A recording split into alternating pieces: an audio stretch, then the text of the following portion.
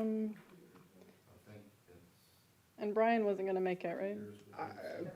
Via emails, that was my understanding that he couldn't make. Unfortunately, that was after many, many emails. This was the day we could get the most people. So unfortunately, I guess everybody's just got busy June, July schedules. I know it's hard to schedule, so. So luckily, the next two meetings you all already had on the books work. And then we'll kind of talk about how we want to pick meetings going forward. Yeah, maybe we'll touch on that at our next meeting, Okay. kind of how we want to address that. But So do we already have him connected on Zoom, or do we need to do that still? he's got the link, so presuming that this is what IT's pulled up. Because we're still waiting for So the you're host to waiting. start? For you to start the meeting. It hasn't started yet. Is that our IT that's starting the? No, we're joining the meeting as a regular guest. The Yeah, actual Jeremy, you host have would to need start it since you're start it. hosting it. Oh. You have to go in and start it. Oh, I got you. Yep. Your personal meeting. Oh, she can hear us? Talk about IT? No. That means I can't blame IT, can I? Let's see. All right. Let me, okay, it should. There you go. Oh, let's see how we figure.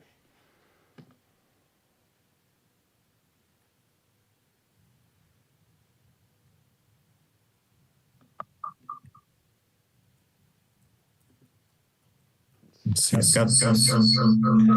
Yeah. It is all online. Hello. Psychedelic. Yeah. This is because you have two Zooms. Let me. You have to turn the mic. Can Can Yeah, IT you mute have to this mic, one yeah. for a second? Get back into your microphone. Okay. Pop up your options. Is that better? Oh, okay, there we go. Sorry. Okay.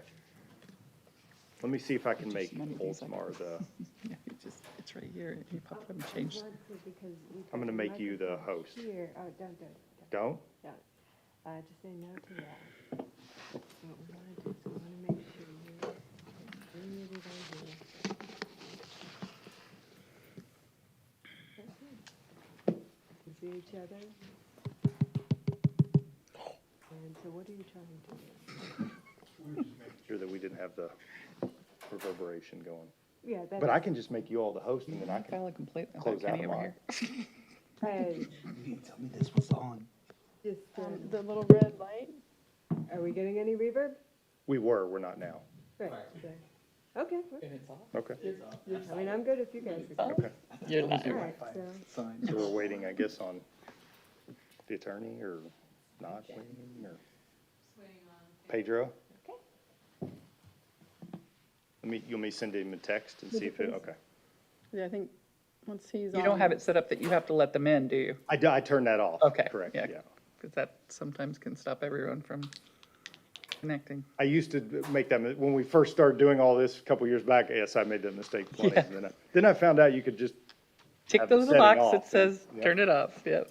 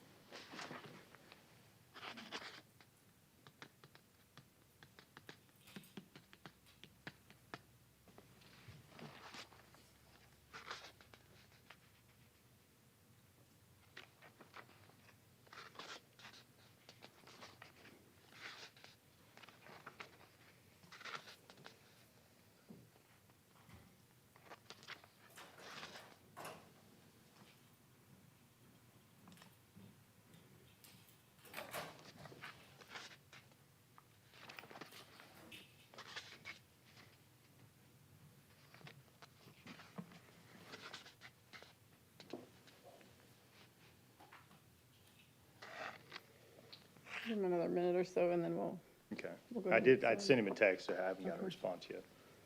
I didn't know if he was attending or if the, oh, Oh, there we go. Morning, Pedro. Good morning, everyone.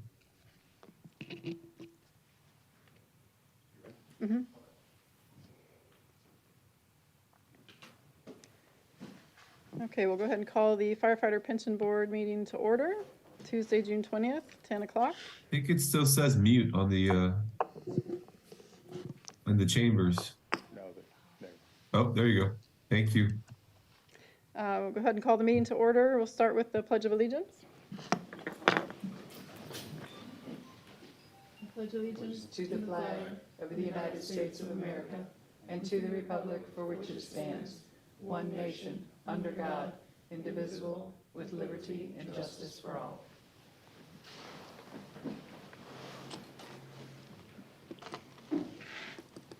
And Jeremy, I don't know if you want to, do we want to do a roll call I'd be happy to, yeah.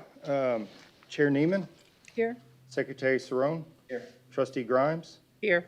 Trustee Mahoney, Trustee Saraki. Here. Do have a quorum. Thank you.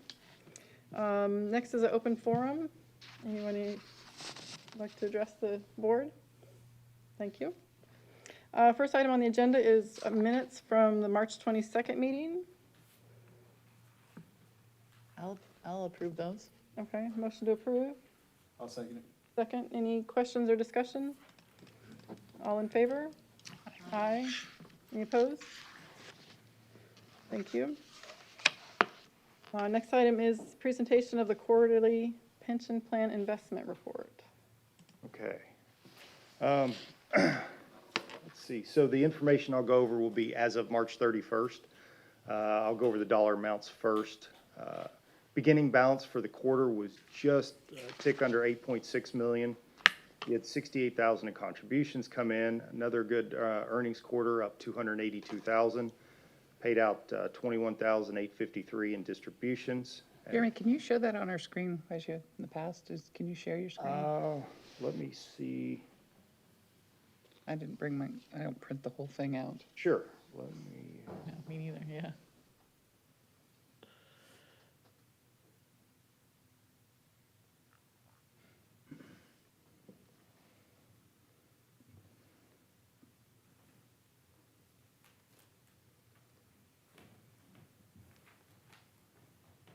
There we go. There you go. Thank Perfect. you. That's Perfect. good. All right. Yep.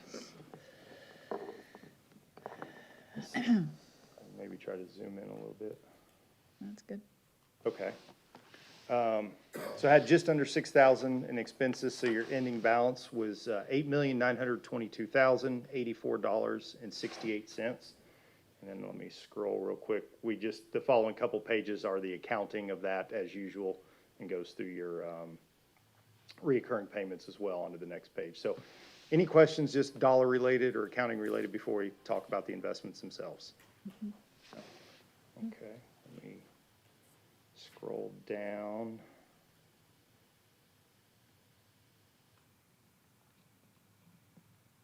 Okay. So as I already alluded to, another really good quarter, up 3.3% for the quarter, which puts us up 9.39% for the fiscal year.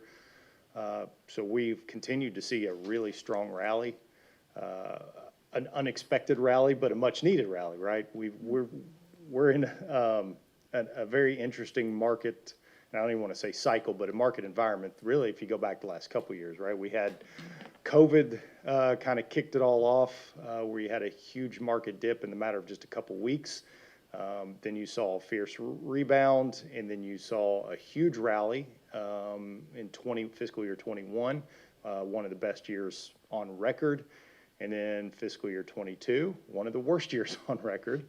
And I think, coming out of that, there was an expectation that we were probably going to be in for a slow grind for a couple years or so. And to our pleasant surprise, we've seen a really strong rally. So, as we sit here today, April was probably up, give or take, maybe 0.5%. May took most of April's gains away. So far, June's been positive, especially in the last week. We saw a good rally. I have not seen what the market's done this morning, how it's opened up. Of course, how it opens has no bearing on how it closes for the day. But as we sit here, we're probably sitting up over 10% for the fiscal year. So again, we've made back, well, we were down a little over 13, so made back a huge portion already of what was taken from us last year. So really enjoying that strong rally. And amazingly enough, even though there's some, I think there's a lot of dark clouds leaning over us just on the micro level, right? At our own personal costs of living, even though inflation is coming down, it's not gone, it's still there. Everybody knows that things are very challenging there. There's been some layoffs in the tech sector, which quite often can kind of lead the way. So there's some things that don't look so great for the general economy, but when you take a look at the market, there's actually some positives still. So even though we've seen this rally, and it kind of makes you scratch your head in a good way, I'm talking with a consultant over the plan and some of our investment managers, they think that there's still a positive outlook that we can continue to see more growth. There's still some looming issues out there, of course, right? What's the Fed going to do with interest rates? It finally held off in their meeting last week, but there is some kind of wondering, could there be another one or even two rate hikes this year? And of course, that's going to depend upon what happens with data as it comes out, as it relates to inflation, and as it relates to our consumers still spending. And as long as consumer spending is still up, right, that's going to make it hard for pricing to come down. So we'll have to see how that goes. Is the labor market continue to stay strong? Because even though I said we've seen a lot of layoffs in the tech side of things, if you look at the big picture, at least from a data standpoint, now you can there's questions about reporting and how they go about that. But it's the numbers they're taking a look at are still very strong, right? There is still more jobs than supposedly people looking for jobs. So as long as those continue to be there, there could be some pressure on the Fed to maybe look again at raising rates. So there's still some hurdles potentially out there. But if you kind of come back and you look at this report and you look at where we sit here today, talking strictly the pension fund itself, there's actually a lot of good things happening. So we're really happy with that. I'll stop there, and that's kind of just an overview of things. If you want me to talk about any specific portfolios more in depth, be happy to, or if you have any general questions, be happy to answer them. Any questions? Okay. Has there been any discussion about how the positives are going to affect maybe our contribution rate next year? There's no way Well, to certainly, predict it, yeah, no, right, it took a huge hit as we talked about last meeting. Yeah, no, if this continues on, in contrary to what we saw last year, we should see a really nice improvement. Now, just as a refresher, to get back to where we were, everything else being equal, we can't just make back what we lost, because we were down over 13%, but we had a target of, I think it was, I can't remember, I think you all are at 7, or is it 6.75 now? Okay, so we didn't just miss by 13%, we actually missed by almost 20%, right? Or probably at right about 20. So we'd have to have a 20% rally this year to get right back to where we were. So if we have a 10% rally, if the year ended today, again, everything else being equal, we'd make about half of that back, essentially, that shortfall. So we cut into half of the increase from last year. So, but yes, certainly we're on a good pace to start working that back down. It takes more than, unfortunately, what you lost to get back to where you were. And that's kind of the old adage, or the way math looks. If you lose 10% one year and you make 10% back the next year, you're not back to where you were. You actually are still down some. So it's very important, and that's how and this is maybe, I don't know if y'all want to get into this, but maybe a good conversation for another time, but the way we look at the investments is we're first more concerned about protecting capital. So in other words, we want to outperform in a down market. We're not so concerned about outperforming in an up market, right? Because there's more value in protecting in troubled times than there is in trying to achieve maximum returns in the up years. So. Okay, thank you. You're welcome. Any other questions? Thank you. Next item is to accept the audited pension fund financial statement for fiscal year 9/30/22. Hi, everybody. John Hauser here with Wells, Hauser, and Schatzel, the independent auditors for the city, as well as the firefighter pension plan. For 9/30/22, the pension board elected to not have a separate report. We did a separate report in 9/30/21.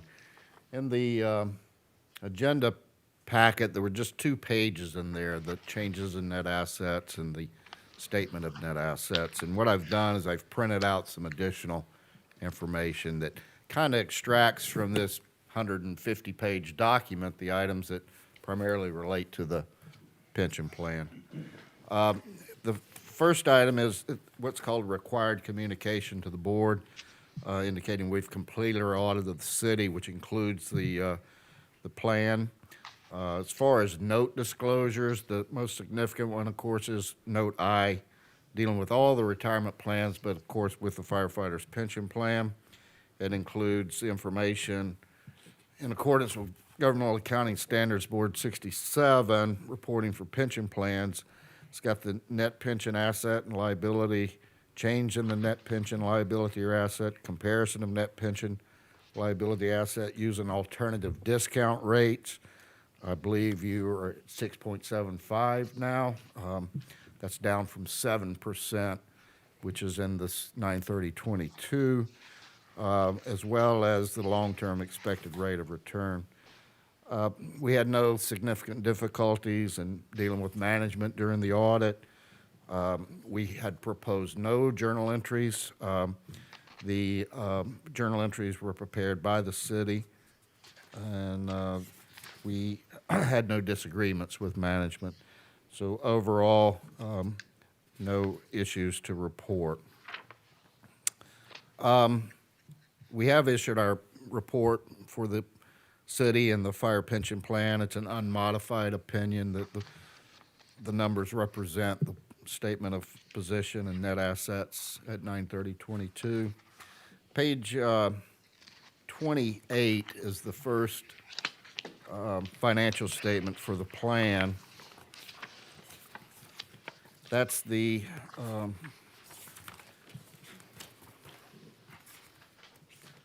statement of fiduciary net position. The total assets decreased from about 9.3 million to a little over 8.1. That's your 13% decline you were talking about for the year, whereas you hope to have 6.75 increase. Liabilities aren't significant. The city does have an advance contribution they'll utilize during this 9/30/23 fiscal year. That actually increased for the year. And the due to share plan has gone down due to the market conditions as well as a prior year payout. And net position is a little over $7.4 million. Page 29 is the changes in the net position. Overall, the additions wound up being a negative $916,000 due to the investment return loss for the year of a little over 1.1. Expenses about the same. The benefit payments decreased because, as I said, in 2021 there was a share plan payout to one of the participants. Administrative charges were up about $5,000. Still not significant as far as overall expenditures go. But there was a decrease in the net position of a little over $1 million. That really being, like I say, the market conditions where you just had a horrible year as far as returns go in 2022. And as Jeremy indicated, so far so good for 2023. In the notes, pages 31 and 32, and 48 through 52, and those are really the notes that pertain primarily to the plan. Page 31 talks about a basis of accounting. Page 32 talks about the fiduciary funds. You know, those are not assets available for the city. They're excluded from the city financial statements. They're only presented as a fiduciary fund within the statements on page 28 and 29. Assets not available for the city. Those are set aside for pension benefits. Page 48, at the bottom of page 48, you'll see Firefighters Retirement Pension Trust Fund starts the disclosures. Page 49 talks about basis of accounting, method used to value the investments. Page 50 has the membership of the plan, deferred inflows and outflows, the amortization of those items, and the net pension asset liability, and the change in that net pension asset or liability. For years, the plan was actually overfunded due to the return on investment being negative for first time in a while. We now have a net pension liability. That is resulting in the plan being 90% funded at 9/30/22. Page 51, some of the assumptions and arriving at the value, as well as this discount rate. If the rate was 1% more or 1% less, it would affect that net pension asset or liability. If it's at 7%, if it went to 8%, you'd wind up with a net pension asset again. Of course, if the market went down and wound up only being 6%, you'd have a larger liability. Page 52, target asset allocation, and then a summary of the ordinances the city's adopted that, affects the plan as far as benefits or requirements. Page 63, 64, and 65 kind of gives 10 years of information as far as what's the liability, the net pension asset or liability, and you can see that aside from 2019 and 2022, the plan's been overfunded, or funded in excess of 100%. And usually those instances where it does go to a liability have been direct market conditions, decline in investments.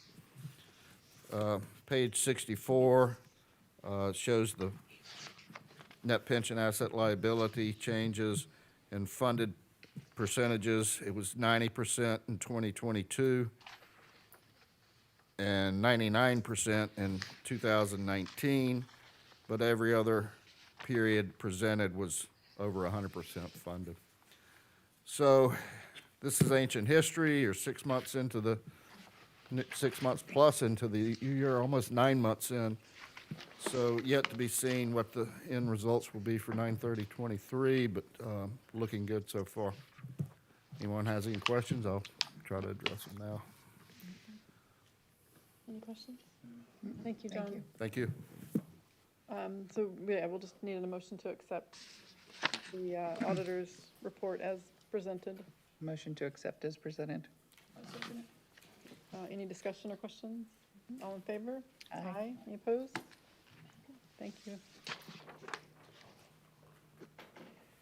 Next item is presentation of the administrative budget report from March 31st.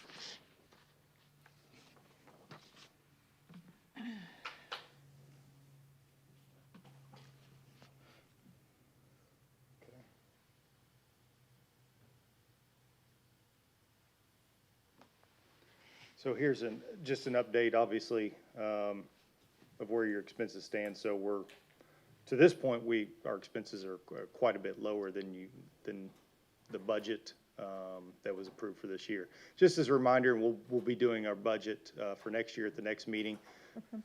Budgets, and I'll say this again at the next meeting, budgets, I don't know that it's the right terminology. Really, it's just an estimation of what you're expending, of what you expect to spend. You're not actually setting specific dollar amounts aside and you can only use this, and it's just this is what our best guess is, what we think our expenses will be. Typically, we overshoot a little bit, have a little extra buffer in there, and that's because if we end up spending more than we put in our budget, it's completely fine. It just means we have to come back at the end of the year and make an amendment. So in order to avoid that, usually we make sure we have enough buffer in there to cover any unexpected expenses. But for the moment, you can see halfway through the year where our expenses are actually quite a bit lower than expected, but we'll see. So.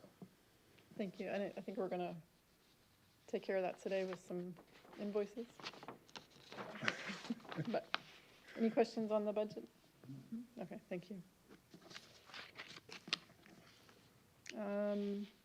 So the next one is ratification of expenses and distributions.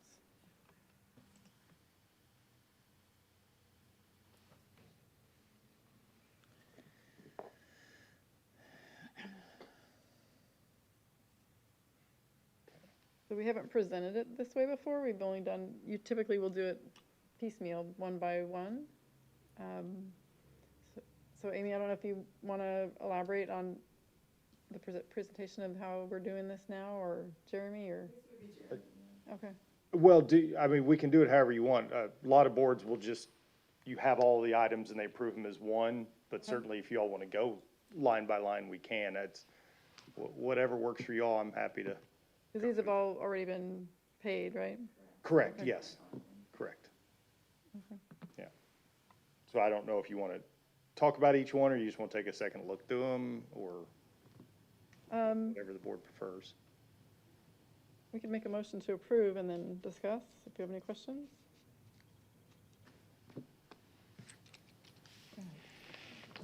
I'll make a motion to approve expenses and distributions as presented.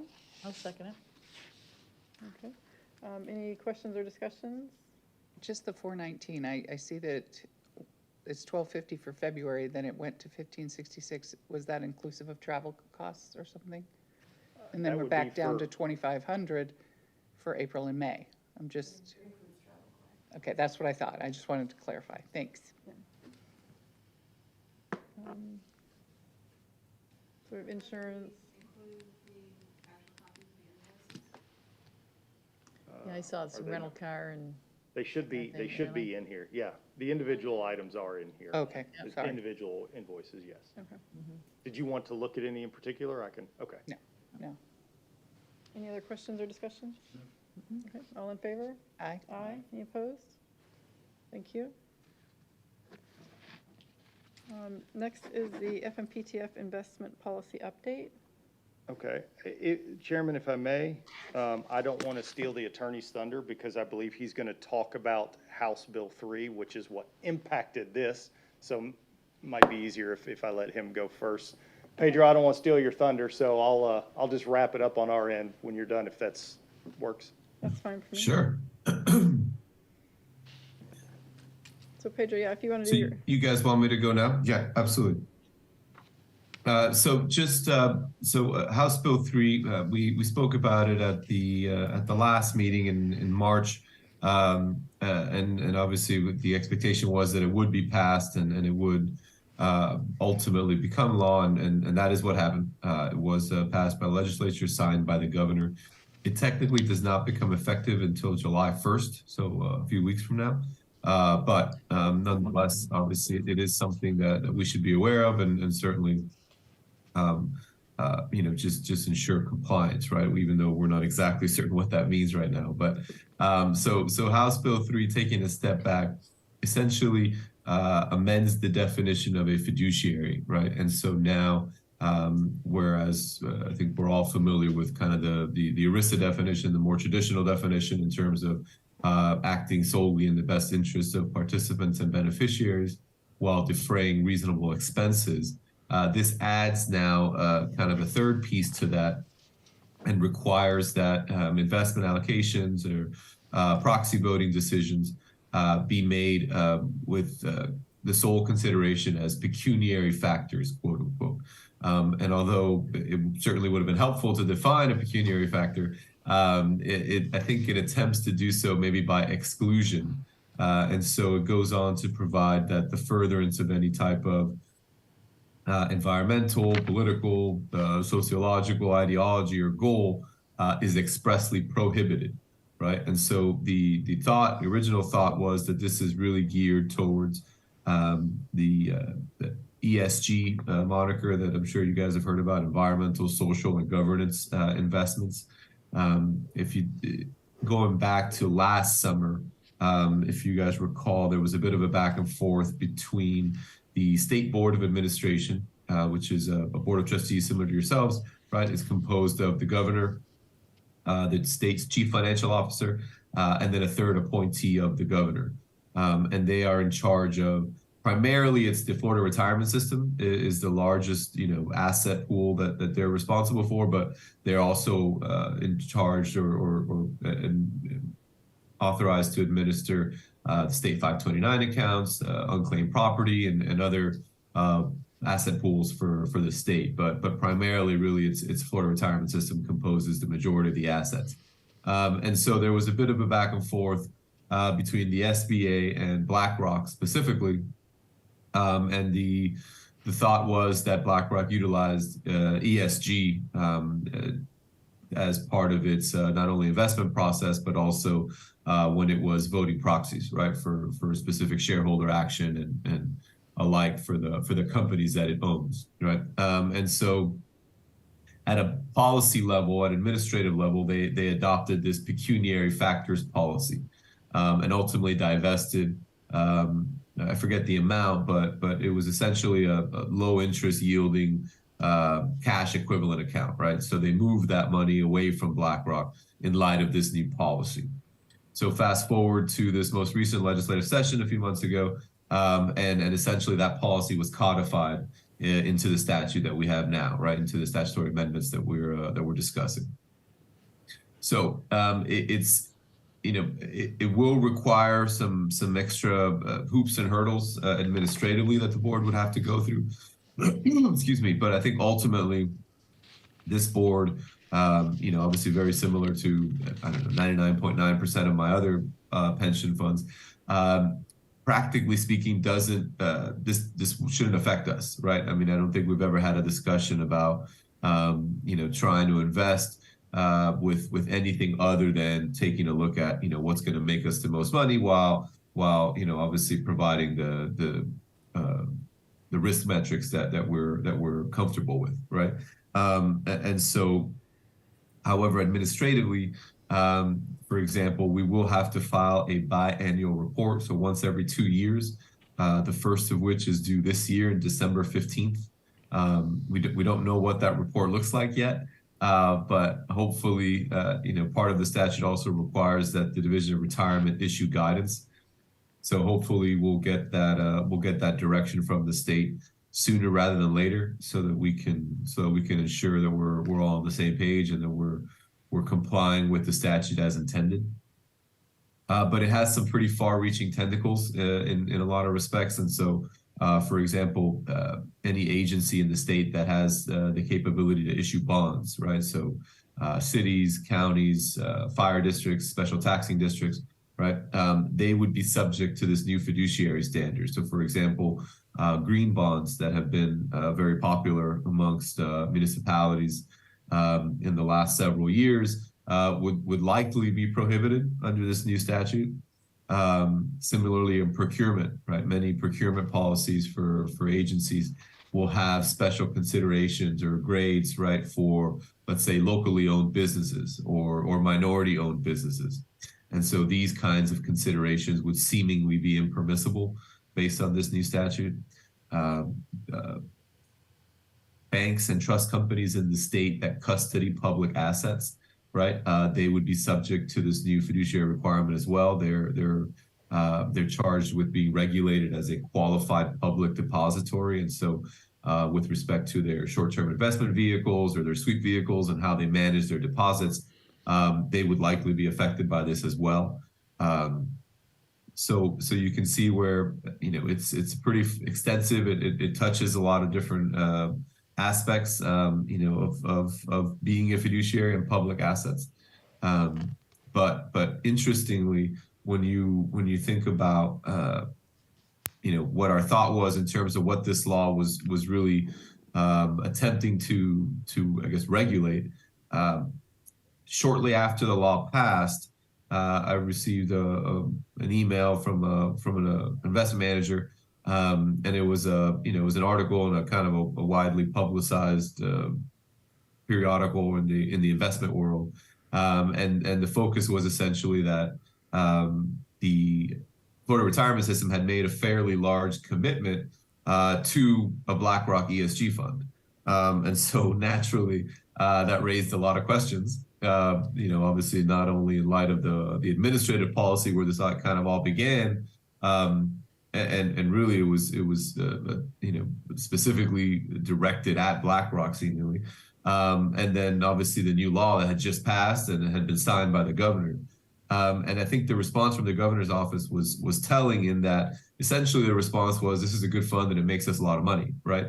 And so it seems as though the new amendment or the new statute is really geared towards legislating intent more so than the actual decision, right? Which I think is beneficial in the sense that it doesn't necessarily remove any options from the table, right? So it seems as though the board and honestly any fiduciary can invest in whatever it is that they want to invest, whether it's an ESG fund or not.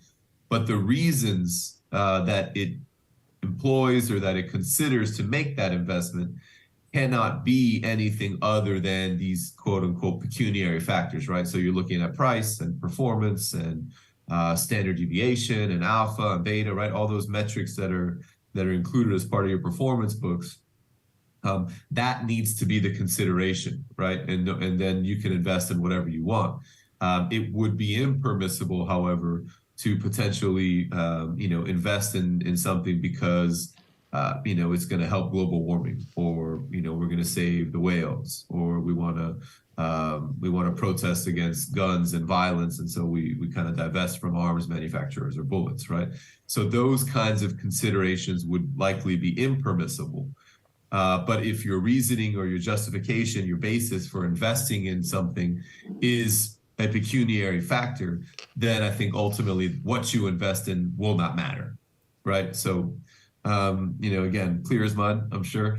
But I think, some of the thoughts that we've been having, and I think this is kind of where Jeremy was going to pick up, is, essentially revising the investment policy statement to include language now that will track the statute, right? So it'll obviously refers to the acting solely in the best interest of participants and beneficiaries, but then it'll also include this pecuniary factors consideration language.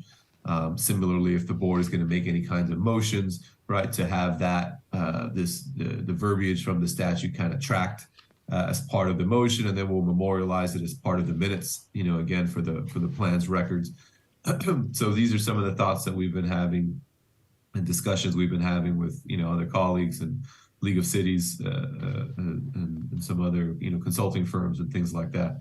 But ultimately, I think, the thought is we just want to see what the report looks like, see what guidance we get from the state, and then, circle back obviously with the board and just and Jeremy and his team, just to make sure that we're complying obviously, and that we're providing the right required disclosures or reports that the state needs. So it's a bit of a moving target right now, but just to kind of let you know, obviously that it's out there and we're aware of it, and we'll keep you guys posted in terms of how we need to comply in order to stay in the good graces of the Department of Management Services. Any questions or anything on that? No, thank you. Okay. And then the only other item I wanted to touch on really was just to remind you your financial disclosure forms, those Form 1s we all love completing. They are coming up. They are due July 1st. So if you have an opportunity to kind of take that off your plate, I'd certainly encourage you to do so. Recall you can email them now, which I think makes it a lot easier.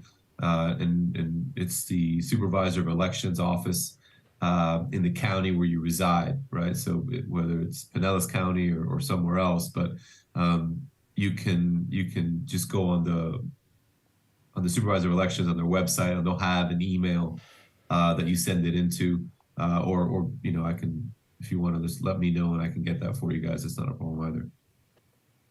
And then lastly, just to avoid any kind of confusion, there was a bill that passed this most recent session. It's going to require some heightened disclosures, financial disclosures, for publicly elected officials. And so going forward, state legislators, city council members, state cabinets, the judiciary, right? They're going to be filing next year a Form 6, and that's going to supersede the Form 1 that they've been filing.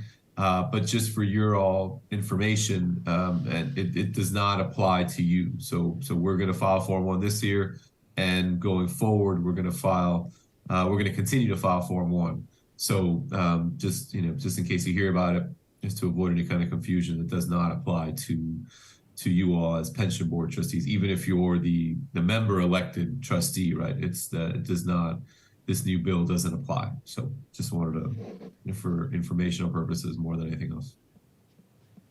And that's it. That's really all I had. Thank you, Pedro. Yeah, absolutely. So where do I get this Form 1?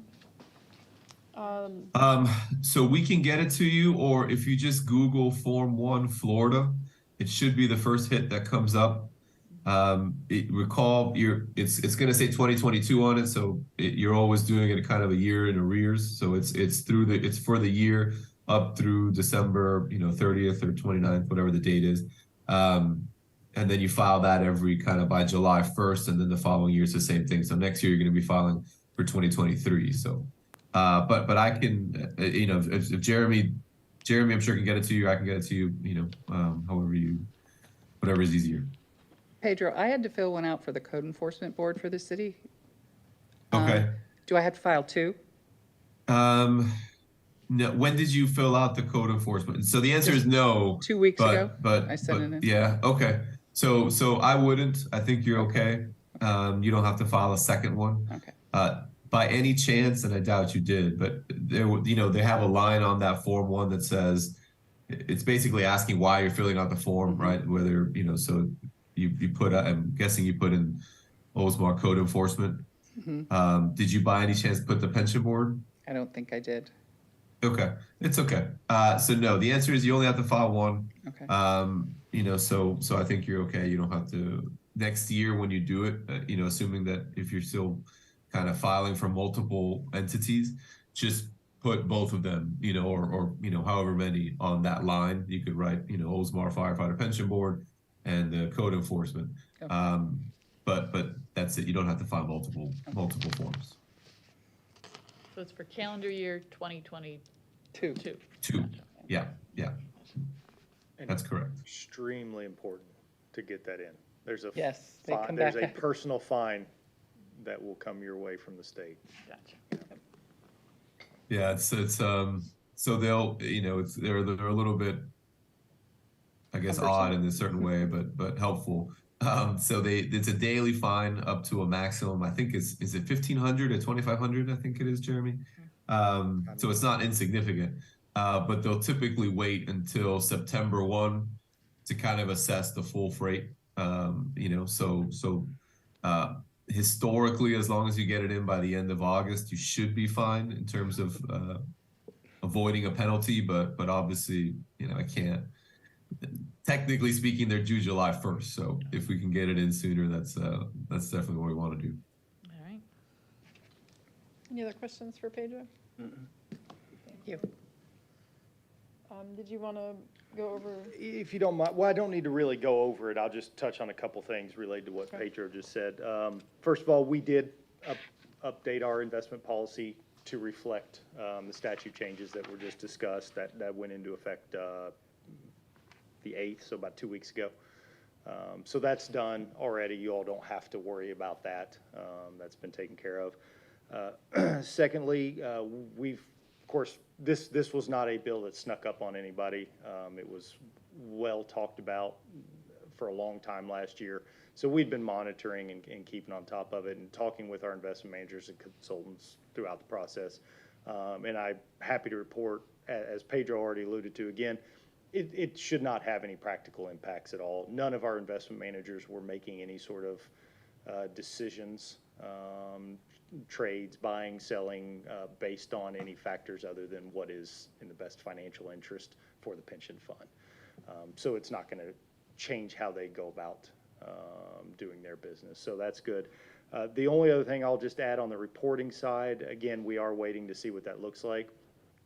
Best case scenario, so you all actually and hopefully you all agree, this actually makes it a lot easier for you all versus some other boards that are not part of the Florida Municipal Pension Trust Fund. Technically, you all just own shares of the pension fund. You don't actually directly have any holdings of companies or bonds or anything, any sort of assets at all. So we're hopeful that that just translates to that we have to do one filing for the trust fund itself to the state, and you all don't have to do anything. That's fingers crossed, but we're thinking worst case scenario, although you never know, is that we may have to just have each board, I may have to bring that to you at the end of the year, review it, let you all sign off on it. It'll probably, it would look the same for every single board we work with. So I don't expect that there's any real work or anything you all are gonna have to do. It's just how much do we have to do on our end and whether or not I even need to bring anything to you, or we just do it for the pension fund and that covers everybody. So we're still waiting to see, but our expectation is we'll probably have to do most of the heavy lifting on your all's behalf, which I'm gonna trust you're not too upset about. So, I would all I have. presume that you need us to adopt this. You Updated don't, version? because you don't actually really get any, I mean, if you wanna make a motion just to acknowledge, by all means, technically you don't really, Because it's part of the agreement. yeah, already right, made. right. So, Okay. but yeah, if you'd like to just, for acknowledgement purposes, that'd be fine, however you prefer it. You want to do it, or? I think just, just in light of everything that's going on, I think, it's the, blame it on the day job. Yeah, we should have a motion just to, Keep it safe. just to approve the revised investment policy statement as discussed. And that way we'll just have it as part of the record and reflect that we discussed it. And again, it's in the interest of just dotting our I's and crossing our T's. I'll go ahead and make a motion to approve the updated investment policy from the FMPTF as provided. I second it. Any discussion or questions? Okay, all in favor? Aye. Aye, any opposed? Thank you. And I think that's it. Does anybody have anything before we adjourn?